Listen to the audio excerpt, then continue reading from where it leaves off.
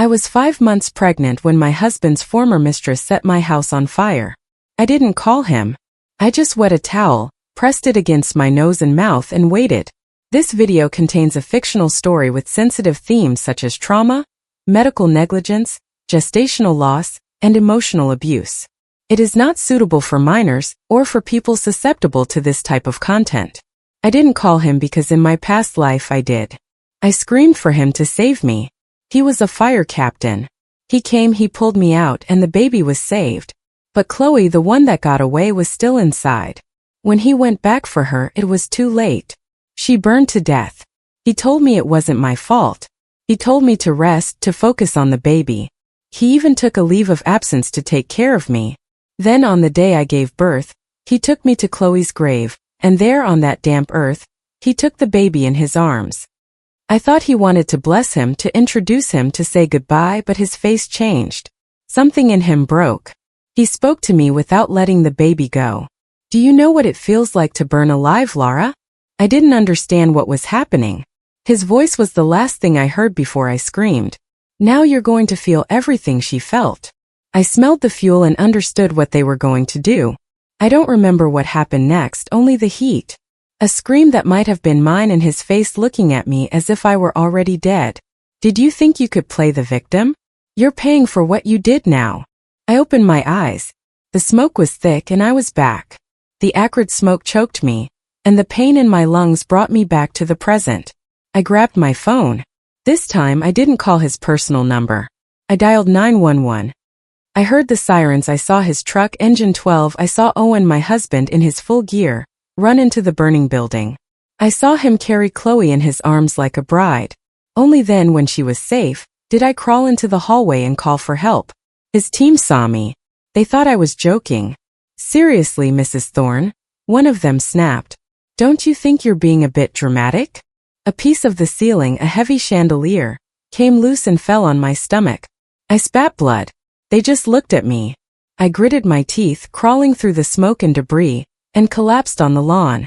Every oxygen tank, every cold compress, every paramedic was focused on Chloe. Owen didn't even look at me. You deserved it, he spat. I was soaked in sweat and blood. I could feel the baby. I could feel I was losing him. In my past life, Chloe and I had both called him. He chose me, he chose the baby. He went back for her, but the roof collapsed. He told me it was okay, he comforted me and all that. All that care was just slow, meticulous revenge. Now, he wouldn't even give me a bottle of water. I saw the pool of blood forming beneath me. Help my baby, I whispered. Please. The nearest firefighter, his friend, finally turned. His face was a mask of contempt. He nudged me with his boot. Stop pretending, Laura. Everyone at the station knows you hate Chloe. God, you're pathetic. You started a fire while pregnant just to get his attention. Well, he's busy.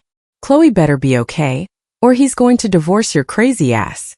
I knew Owen didn't love me. I didn't know his entire team hated me too. A violent contraction shook me. I couldn't breathe. My skin was blistering from the heat. No one helped me. Finally, I heard another voice. Hey, that's a lot of blood. She's really hurt. No, said the first one. It's a trick. She just wants the captain to look at her. All right, I'll get him. No. I got his attention. I got his anger. His gloved hand slapped me across the face. Laura, get up. Stop pretending. You're insane, he roared. Starting a fire and getting trapped on purpose. You're pathetic. I tried to explain. My throat was too dry. My stomach was twisting so much I was seeing stars. I just grabbed his sleeve. Help me. He hesitated for a second. Then he pressed his hand hard on my pregnant belly. Nice try. Chloe already told me you'd be hiding somewhere pretending to be a victim. I believed her. He turned to leave. Captain, one of his men shouted. She's bleeding a lot. It's fake, you moron, Owen yelled without even looking. She's 5 months along, she can't miscarry that easily. If she wants to play dead, let her. The pain became a solid black wall. I sank into it. I dreamed of him. That brilliant, cold guest professor I had fallen in love with. I pursued him relentlessly. Flowers, coffee, basketball games. He finally agreed. I thought it was the beginning of my life. It was the beginning of my nightmare. The dates he canceled, the emergency calls that pulled him away. I discovered the truth on our wedding day. An anonymous email, a 10-year email chain between him and Chloe. He was with her the whole time. I was the other woman and I won. I was so afraid of losing him that I never confronted him. When Chloe died in the first life, I felt relief. He had been so kind. He bought out every baby store in the city. All that love was just an act to make sure I was happy and healthy until the exact moment he could destroy me. When I woke up, I wasn't in the flames. I was in a hospital. It wasn't Owen. It was a man I didn't know. Are you awake? I'm your downstairs neighbor. I came up when I saw the smoke. I found you on the floor. I'm so sorry. The doctors said the baby. I managed to smile. It's not your fault. I know. Thank you. A stranger saw that I was dying. And my own husband. What's wrong with those firefighters? The neighbor grumbled. They just left you there. I've already filed a formal complaint. It's all over the neighborhood forums. I shook my head. My husband is dead to me. The look of pity on his face was all I needed. I paid his hospital expenses and sent him on his way. The forums were more than I expected. Harder fire captain leaves wife to burn. It was on Twitter, on TikTok. The video my neighbor took of me bleeding and unconscious on the lawn was everywhere. The department was in total crisis. I was about to send Owen the divorce papers when I received a message from Chloe. She was in the same hospital 2 floors down. It was a picture of Owen spoon-feeding her broth. I closed the app and called him. Took 5 tries. What? He growled. Want to see if Chloe is dead? Sorry to disappoint you. I saved her. She's fine, Lara. I can't believe what you did. You tried to kill her. You have 1 hour to come down to her room and apologize or we're done. Before I could speak, I heard her crying. Owen, no, don't be mad at her. It's my fault. If she says I started the fire, just agree with her. A pregnant woman can't be stressed. See? He yelled through the phone. She's a saint and you're a monster. I'll handle this. Fine, I said. Let's get a divorce. I'll mail you the papers. I hung up. The messages started instantly. Where are you? Are you crazy? Do you think divorcing you scares me? You're pregnant. You're going to beg me to sign that birth certificate? Delete that stuff from the internet, Alara. Don't make me tell the world who you really are. I blocked his number. The nurses on my floor were whispering. Did you see the guy from 305? So handsome and so devoted to his girlfriend. I heard he cooks for her. He rented a kitchen in the hospital cafeteria. I just stared at my forms. That night, the doctor told me that the smoke inhalation and the trauma from the blow to my abdomen had damaged my uterus. I could never have another child. My first reaction was relief. The public backlash was so intense that the fire commissioner had to hold a press conference. He blamed me. This fire was the result of a tragic domestic dispute. He read from a script. The arsonist, Mrs. Alara Thorne, acted out of jealousy. To prove it, Owen's personal account posted a photo of our marriage certificate. The narrative shifted instantly. My name, my face, my past social media were everywhere. Arsonist's wife. Crazy Alara. My phone didn't stop receiving death threats.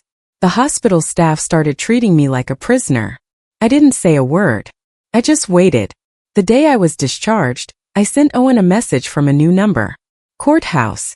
Tomorrow at 9. Be there. He called immediately. Finally, he sneered. Decided to come out of your hole? I gave you a chance. You didn't take it. You want a divorce? Fine. But don't think you're keeping the child. You're a crazy, unfit mother. I hung up. I opened the home security app on my phone and downloaded the footage from the living room camera from 2 days before the fire. There she was, Chloe, entering alone, unannounced, checking every corner. The camera didn't capture exactly what she did, but minutes later, the system detected an electrical disturbance near the dining room. The fire started right there. The footage didn't shake. There were no shadows or double interpretations. It was her, Chloe, her hair in a low bun, light jeans, a gray hooded sweatshirt. She looked around before entering. Then she closed the door behind her with terrifying calm.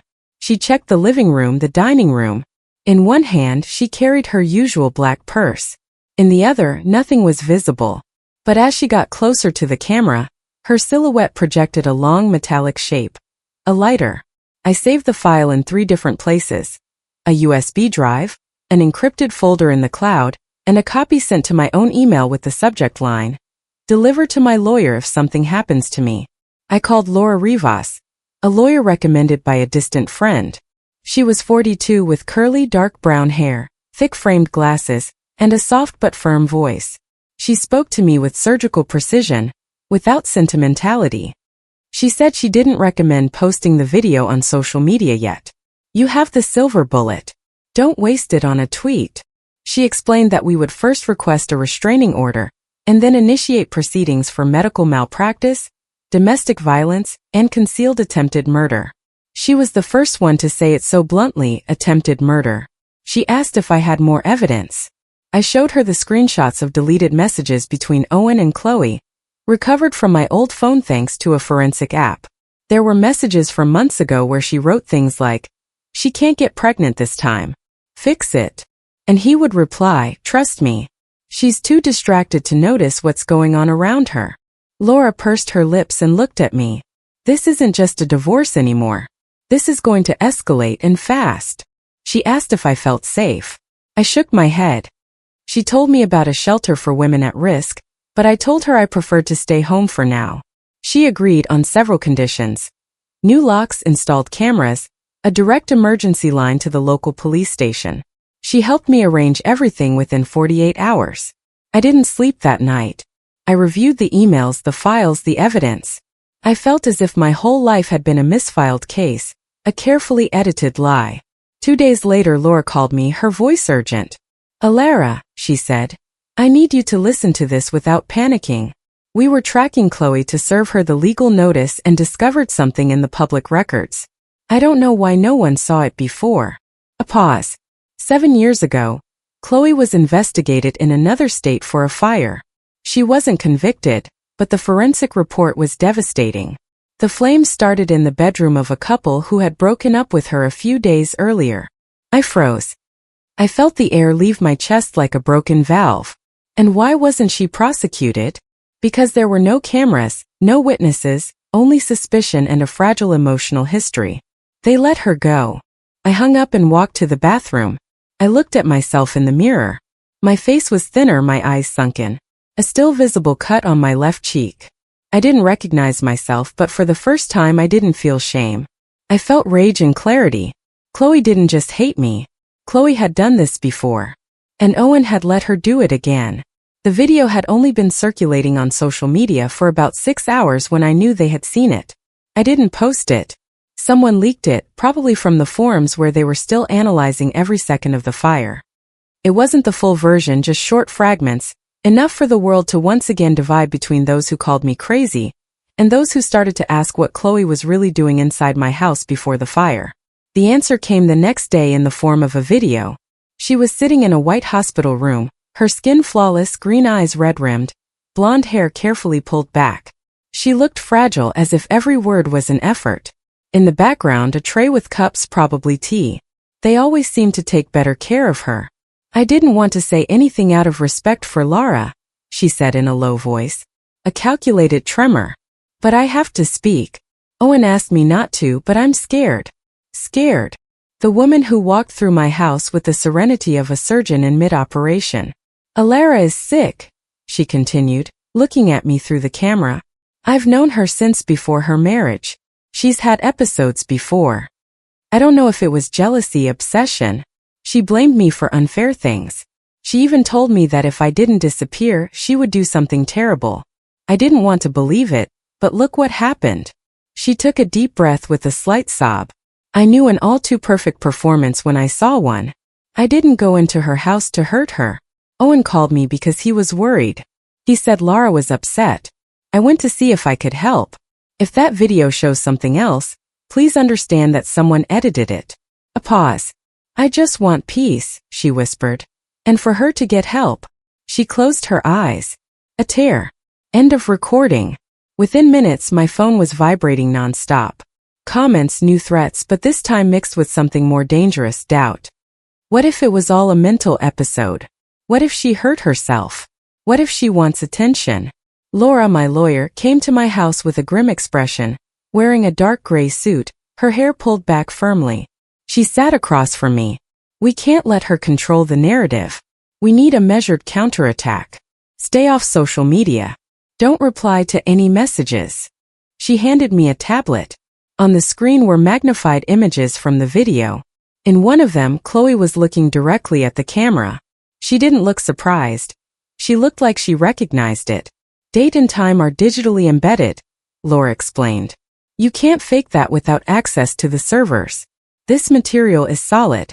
She looked me in the eyes. But there's something else. She swiped to another image. A screenshot of messages between Owen and Chloe.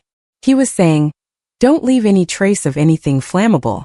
I'll take care of the rest." I felt a lash across my chest.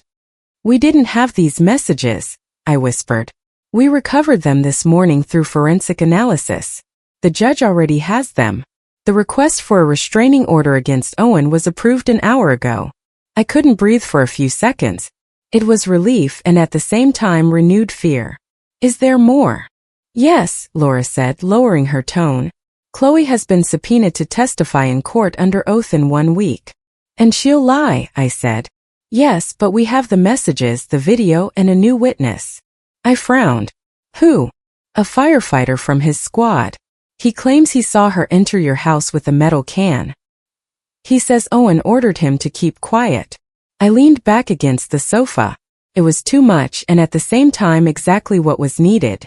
"Alara," Laura said in a more human tone, "you're going to win this. But you have to withstand the media storm that's coming." That night, before sleeping, I opened my phone. A single notification stood out among 300. Unknown number. It just said, "I know what happened. You're not crazy. I saw everything. We'll talk when you're ready." I stared at the screen. A spark of something new ran through my body. Not hope. Not yet. Something like being able to breathe again. I was awakened by the distant sound of sirens. It was 3 in the morning. For a moment I thought it was another dream. One of those where the fire returns and I can't move. But this time the sound was coming from the street. I peeked through the window and saw an orange glow at the end of the neighborhood. Another fire. I stood there in silence, watching the rotating lights reflect on the rooftops. I could feel it in my stomach. Owen was there. His truck, his squad. The fire belonged to them. By morning, the news was on all the local portals. Fire destroys materials store. Electrical fault suspected. But something caught my attention. A private security camera had captured part of the firefighters' intervention. One of them was breaking the wrong window. Another accidentally cut the main water line. The mistakes piled up and the building collapsed. My phone rang at 10:37 a.m. It was Laura. "Alara, are you seeing this?" "I saw it," I replied without emotion. "Is there more?"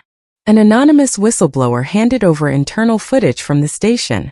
Audio, conversations between Owen and 2 members of his squad. They're talking about letting it burn. They say it's better if there are no witnesses. I sat down slowly on the edge of the bed. They leaked it. Not to the press. To us. "Yes.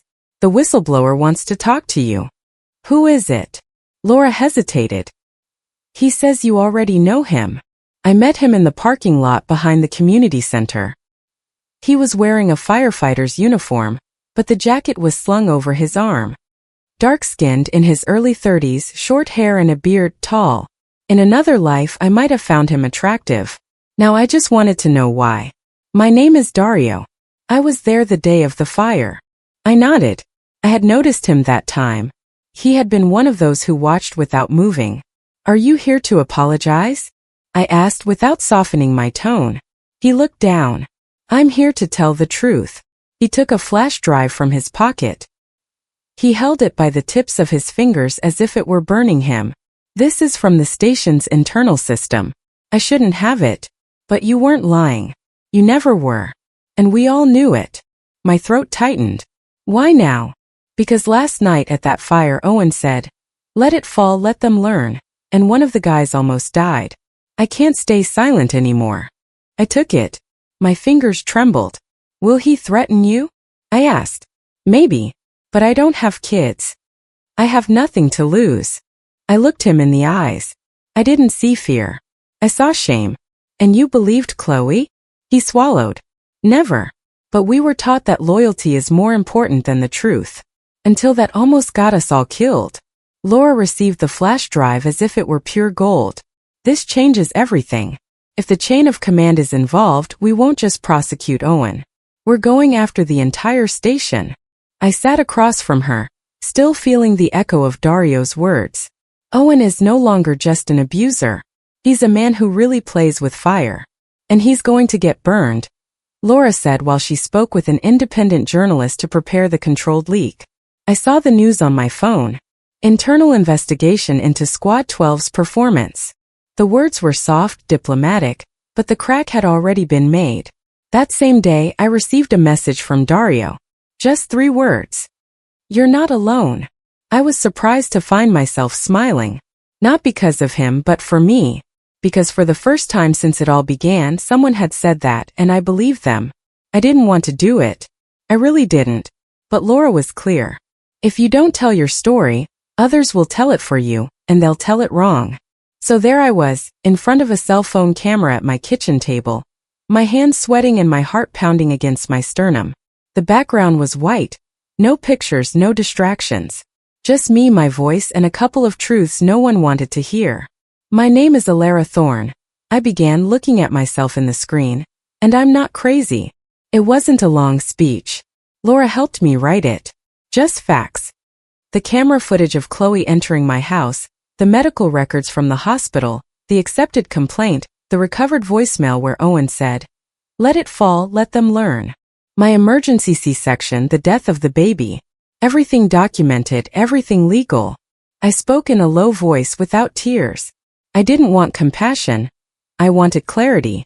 I was a victim of emotional violence, medical negligence, digital harassment, and institutional defamation. But they didn't silence me, and they won't now.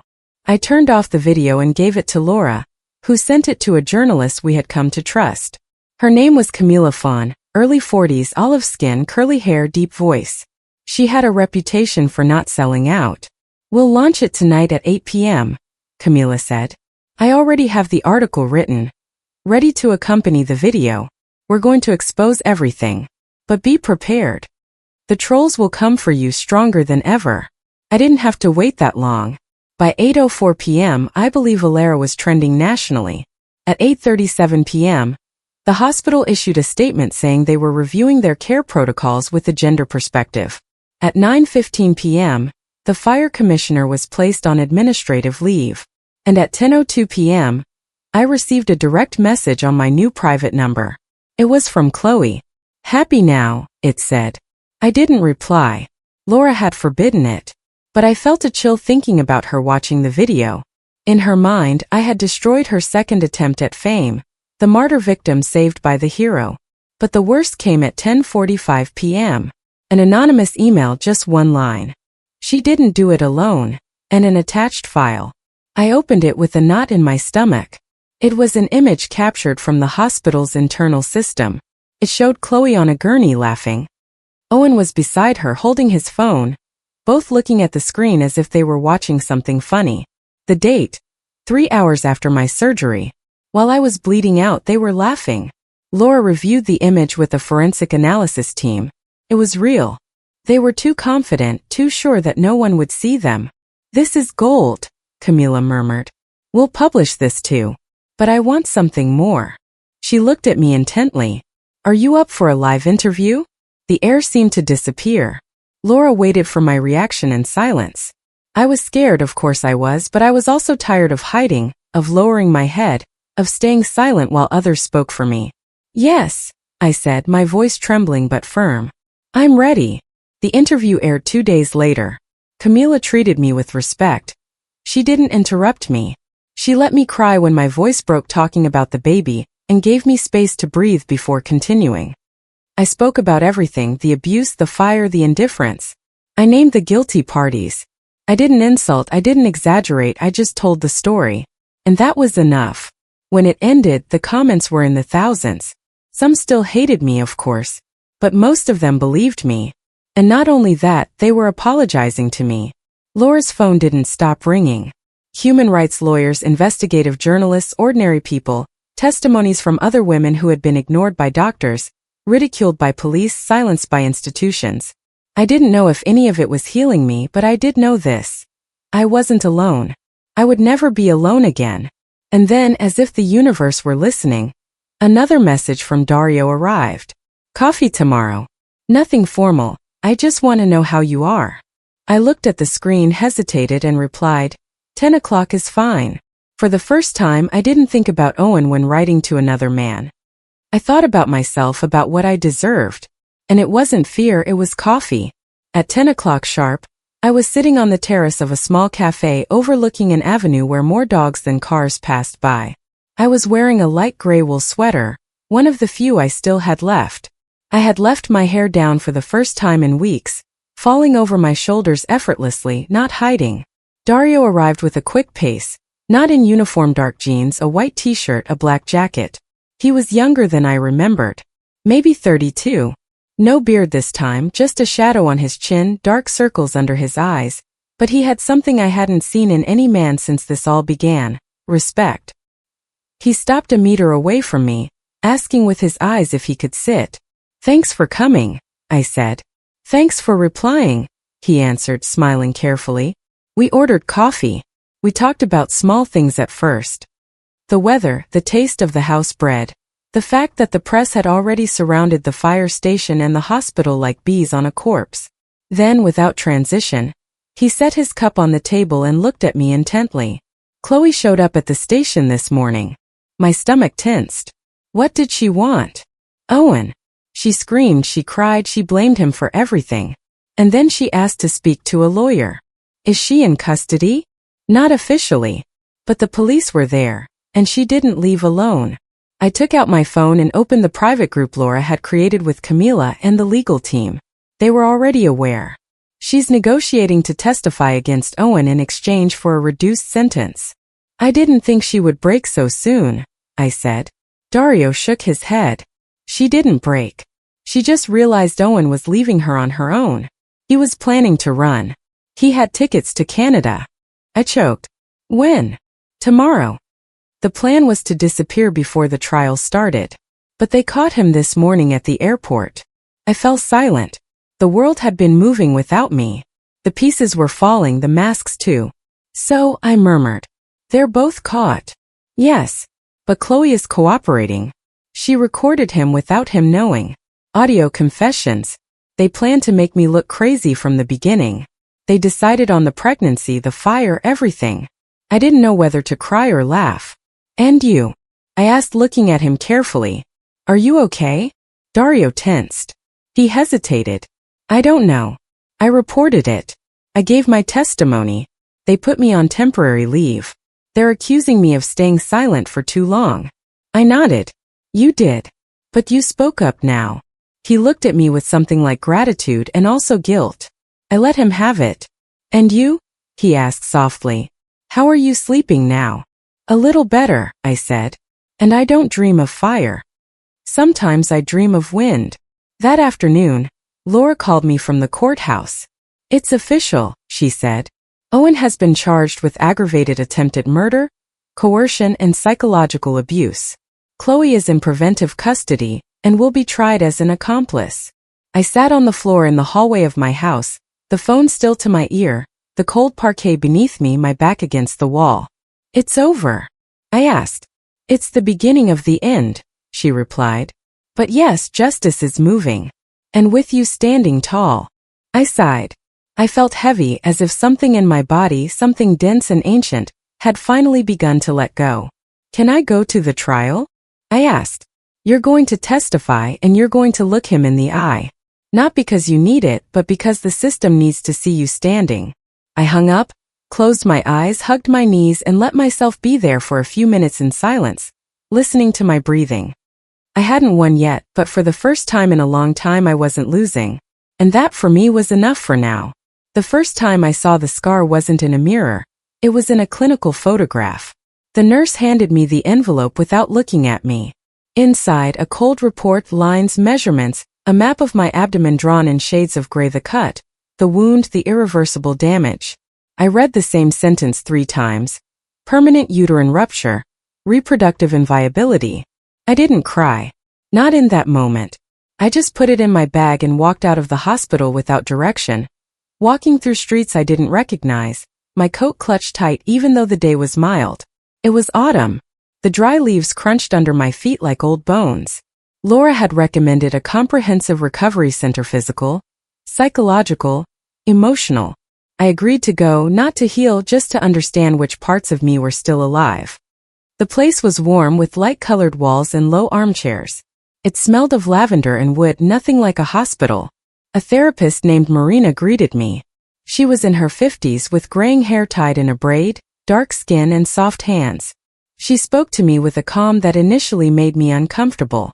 "You are not obligated to forgive anyone," she said. "Only to give yourself time." We spent the first week in silence. I just listened to other women, other stories, some worse, some the same, all with something broken inside, all with the right to be there. One day, while doing mobility exercises in front of a mirror, I saw my full reflection for the first time since the fire. Not just the scar. I saw my slumped shoulders, my tense back, the dark circles under my eyes. But I saw something else too. I was standing. And that was no small thing. Dario wrote to me every 2 or 3 days, sometimes just to say good morning, other times to send me a picture of his cat sprawled in absurd positions. He didn't pressure me, didn't ask for anything. He was just there. One Tuesday afternoon he stopped by the center with a box of herbal tea and a hardcover notebook. "For you to write in if you want," he said, holding it out to me. "Sometimes it helps." I looked at him. His beard was longer now, untidy but soft. His dark eyes were calm, like a place you could return to without fear. "Thank you," I whispered. "I don't know what to put." "Put what you couldn't say." That night I opened the notebook. I didn't write anything. I just caressed it with my fingers as if the words would come on their own. They didn't. But the silence weighed less. Camila, the journalist, contacted me again. Her special report was going to air on national television in 3 parts. She wanted me to participate. I said yes on one condition. No victimhood, no pity. "If you're going to tell my story, tell the whole thing, including my mistakes." "I promise," she replied. We filmed at the center, in the same armchair where Marina listened to me. I talked about the hospital, how they treated me as if my pain were a whim, about the messages, the mockery, the indifference. I didn't cry. Not this time. The report aired on a Sunday night. It was a media earthquake. The hospital director issued a public apology. 2 doctors were suspended. The medical board opened an investigation. The next day they called me in for a meeting. "We want to offer compensation," said a lawyer from the hospital. Black suit, no tie, 40s, tired face. I listened in silence. Then I looked at him and said, "I don't want your money to forget. I want it to start over." I signed, I closed the chapter, I left. That night, Dario waited for me at the center's entrance. He said nothing, just opened his arms. And for the first time I let him. I leaned against his chest, felt his warmth, his hands on my back. Not as a cure, not as a replacement. Just as someone who was there. "And now?" he asked. "Now we keep going," I replied. And I smiled to myself because I finally meant it. The courtroom smelled of old wood and recycled air. Everything was too clean, too orderly, as if time stood still in there. But for me, every second was heavy. Laura walked beside me with firm steps, a dark blue blazer, her hair pulled back, the look of someone who knew the truth was on her side. I wore a simple black dress, no makeup. I didn't want to look like anything other than what I was. A woman who had survived. We sat in the second row. The room was still half empty. Dario was already in his seat. A few benches ahead, he gave me a short but warm glance. We didn't need words. Owen entered in handcuffs 15 minutes later. His appearance surprised me. Thinner, his beard grown out and unkempt, his eyes sunken. He wore the orange prison uniform, and for the first time he didn't look like the hero from the news. He looked like an ordinary man, broken, dirted by his own lies. Beside him, his lawyer, young, expensive suit, arrogant attitude. They didn't look at me. "Chloe isn't here. She requested to testify via video call," Laura explained in a low voice. "She's under surveillance." The judge, a gray-haired man in his 60s, tall, with reading glasses, entered without theatrics. He began the trial with a neutral but authoritative tone. Cameras were forbidden. Only print press. There would be no spectacle, only facts. The prosecution presented the charges first: aggravated attempted murder, coercion, institutional negligence, and continued psychological abuse. Then, one by one, they began to show the evidence. The messages, the recordings, the video of Chloe entering my house, the photos of my injuries, the hospital report. My body trembled seeing the images on the screen, but I forced myself not to look away. Then came Chloe's turn. Her face appeared on a large screen from an interrogation room. She looked different, less put together, more real. She spoke in a monotone voice. She told how Owen had planned to discredit me, how he convinced her to enter my house, to create a scenario, how he manipulated every step to make me look unhinged. I agreed, she said. No one forced me. But he promised me nothing would happen to Laura, we would just scare her. It all got out of control. It was the first time I heard Chloe speak without a disguise, and it hurt. Not because I wanted to forgive her, but because I now knew how much of her hatred came from her own desperation. Why did you do it? The prosecutor asked. Chloe looked down. Because I never got over him. After her testimony, the silence in the room was thick. The defense tried to argue that Owen lost control due to stress, that his behavior was that of a betrayed man, but it didn't work. The evidence was too overwhelming. And then they called me to the stand. I walked to the witness box. My heart was pounding like a drum inside my chest. I swore to tell the truth, and I told it. I recounted what I had lived through day by day, detail by detail. I didn't dramatize, I didn't need to. The facts were atrocious enough. I talked about the moment I knew something was wrong, the way he isolated me, how his love turned to control, how his team looked at me as if I were a joke. And then I spoke of the worst. The day of the fire, how they ignored me, how they pushed me, how I bled alone while Chloe was carried like a bride. There wasn't a single sound in the room while I spoke, not even the ticking of the clock.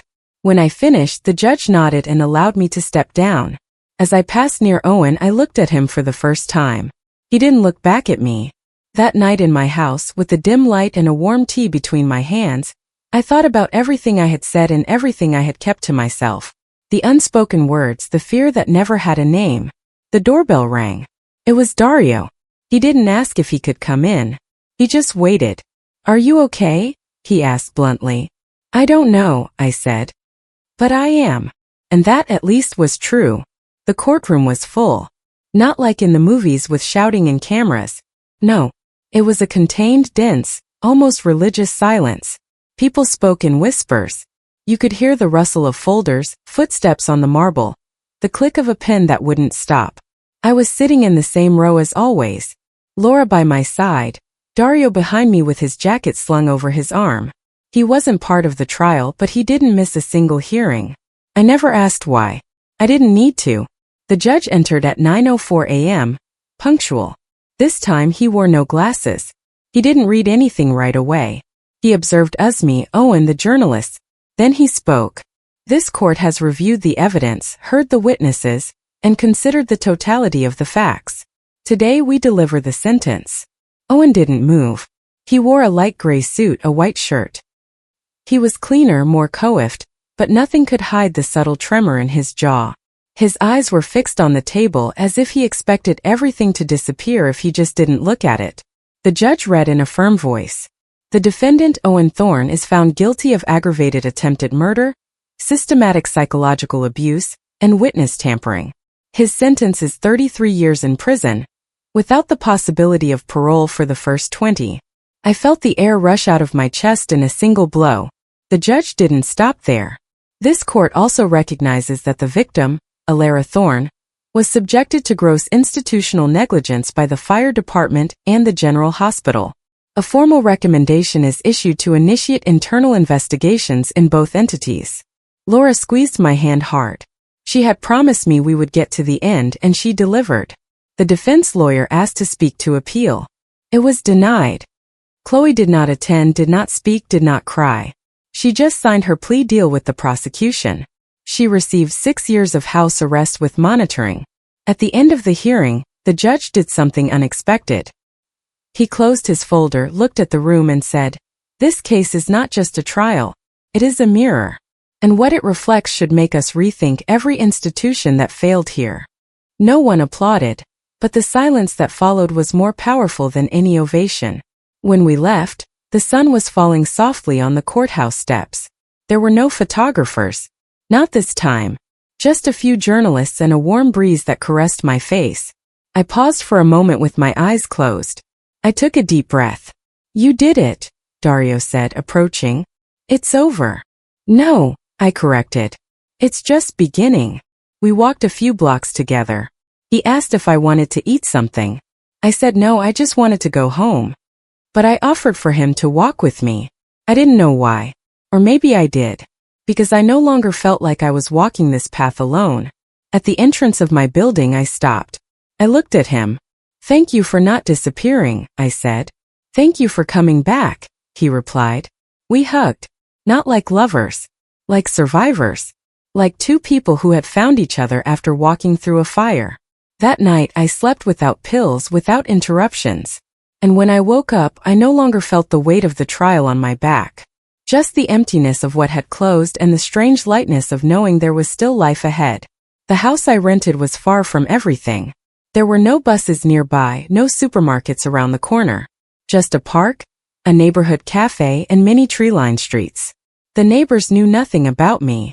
They greeted me out of courtesy, without looking too closely.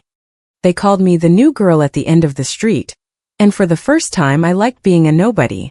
I registered with the second last name. Not because I wanted to hide, but because I needed to start somewhere else. I was no longer the captain's wife, no longer the victim of the scandal. Now I was just a Lara Mendez. It sounded lighter, more mine. The compensation from the hospital was enough for a year's rent, and to set up a project Laura had suggested. A security consultancy for women at risk. It wasn't an NGO, not yet, but it was starting to take shape. My first workshop was in a rented community room. 5 women attended. None of them talked much. Neither did I. But I showed them how to identify patterns of isolation, how to log evidence without being discovered, how to protect their phones. Every word was a scar turned into a tool. After the talk, one of them, a young woman in her 20s with short red hair and chapped lips, approached me and said, "Did you really go through all that?" I looked at her carefully. "Yes. But I'm not there anymore." She just nodded as if that were enough. Dario visited on weekends. He never stayed the night. I didn't ask. He didn't hint at it either. We watched movies, we cooked, we spoke little of what happened. One afternoon while we were washing dishes, he said, "You should change your number again." "Why?" He handed me his phone. There was a new wave of posts. Some accounts were dredging up errors from the trial. They said Chloe was innocent, that I had exaggerated, that it was all a feminist spectacle to destroy a good man.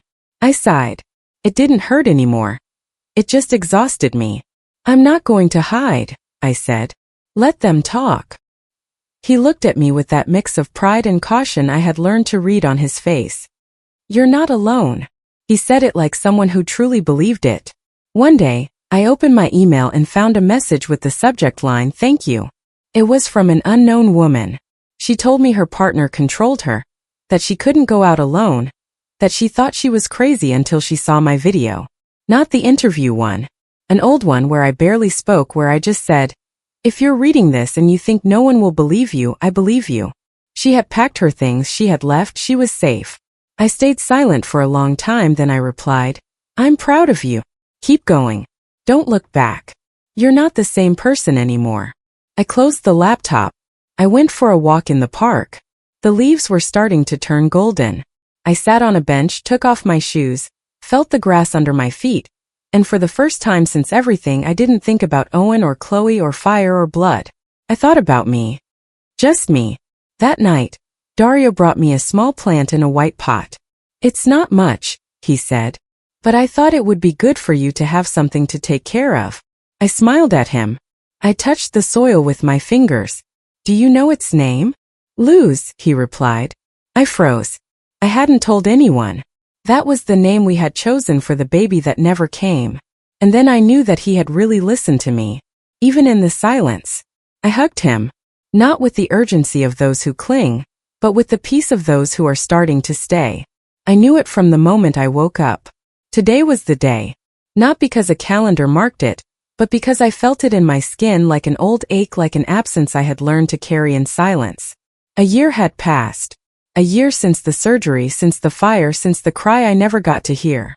I walked to the city nursery. It was small, hidden between two avenues, run by an elderly woman with sun-weathered skin and white hair tied back with a scarf. She helped me choose the tree. "This one blooms in the spring," she said, pointing to a young jacaranda with a slender trunk and soft branches. "It's resilient but delicate at first. Like all things worthwhile." I carried it in the back seat of the car like one carries something fragile. Dario waited for me in the park, on the same bench as always. He didn't ask any questions, he just helped me dig. We weren't a couple, not yet. We were something better. A safe space, a corner where it didn't hurt to remember. We planted the tree near a quiet path where children rode bicycles and elderly people walked their dogs. I didn't want it to be a sad place. I wanted it to grow among laughter and dry leaves. I prepared a small light metal plaque. No dates, no last names. Just a name, Luz. And beneath it a simple phrase. "You lived long enough to save me." I buried it myself. I knelt on the earth and pressed it down with my hands. I felt the moisture, the smell of new things, of life waiting to open up. Then I took out a letter. I had written it the night before in the notebook Dario had given me. I read it in a low voice. "Hello, my love. I don't know how long you were inside me. I don't know if you ever heard my voice. But I want you to know something. I loved you even before I knew you existed. I dreamed of you, I defended you, and when I lost you, I broke." My voice trembled, but I continued. "It wasn't your fault. It wasn't my fault. It was the world. It was the darkness of others. But you were light. You still are." I folded the paper, burned it silently with a lighter. The ashes fell among the roots. "Thank you for choosing me," I whispered. I stayed there for a while in silence. I didn't pray. I didn't ask for signs. I just listened to the wind in the trees and felt that, finally, something was closing. Back at home, Dario made rice with vegetables and put on some quiet music. We sat on the floor with our plates on cushions, as if we were improvising a farewell ritual. "Do you feel lighter?" he asked. "No," I said. "I feel more whole." He nodded without needing to understand every word. Before sleeping, I looked at myself in the mirror. My eyes were still tired, but they were no longer empty. The scar was still there, but it wasn't a war wound. It was a seam, a final stitch. I lay down with the window open. The night air came in softly. From my bed, I could see the reflection of the moon on the leaves of the neighbor's tree. I closed my eyes, and for the first time in a long time I dreamed of her. Not of fire or crying. Just a little girl running under a tree with lilac flowers, and her laughter like a thread of light that never goes out.